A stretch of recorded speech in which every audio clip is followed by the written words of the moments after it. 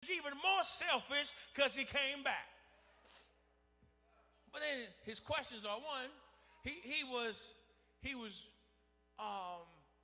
disrespectful because they told him to come in. His dad had sent for him, but because he was in the wrong place doing stuff, he missed out on a blessing. Let me explain. Notice it says he was coming in from the field. He's a son, but he was supposed to be a leader, but he's out in the field being a laborer. He was supposed to be leading like your father says. The church right now is suffering because we're too busy trying to work and we ain't got the courage to lead. We ought to be willing to stand on some stuff and do some things that please God, because God has called us to be leaders and not followers. We're the head. We ain't supposed to be the tail. Right now the dog is wagging us, but if we would do what we're supposed to and lead, we can change the outcomes of where we are. Been at Sunday school. I read my Bible every day. I pray and talk to God. I do all this stuff, and yet and still, y'all gonna make some noise for somebody who's gonna come down here and tell you that they stopped drinking on yesterday, or they're ready to give their life back to Christ, or they want to come back and unite with us. But I said to you earlier that we got some folks that's finna come back here that they may not sound churchy, they may not act churchy, but they got enough God in them that it don't matter what you think in the first place, because what matters most is God is worried about souls, not how they look. We're so worried about being prim, proper, and dressed nice, that we're just dressed up to be holy. We're too busy playing church.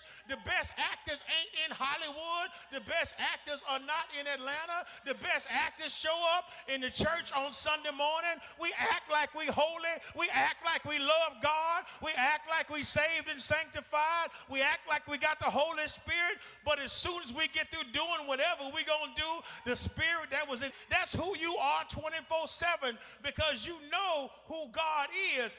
Had the courage to leave.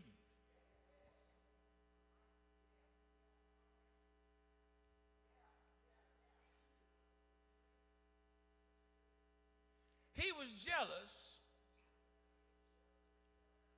because he wanted to do the behavior of other folks and say they love the Lord. What I've realized is that they are jealous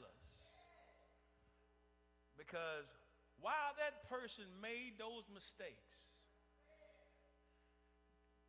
they were so busy trying to act like they were doing right and pretend that they were doing the right thing, that they forgot life. Because the people who can save the most souls are the people who got a testimony that relate to God's grace from the mercy from the worst situations.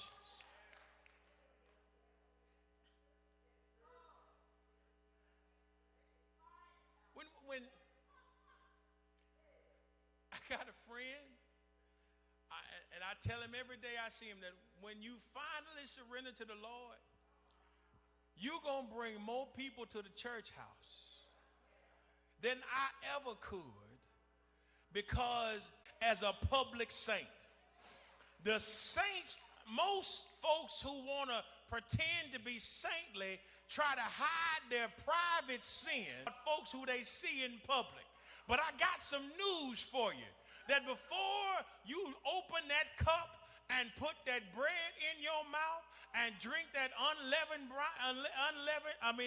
that wine, that you ought to have some time where you look in the mirror and not in somebody else. Father has forgiven him, and he says to her, Daddy, I've been here all this time, and you ain't gave me nothing. And that's how we do people when they come to church. I've been here all this time, and y'all ain't made no fuss over me, failing to realize that the whole time you got the same grace that everybody else got. When one of our brothers and sisters come back and not have our mouths poked out and be jealous because this is their moment of celebration.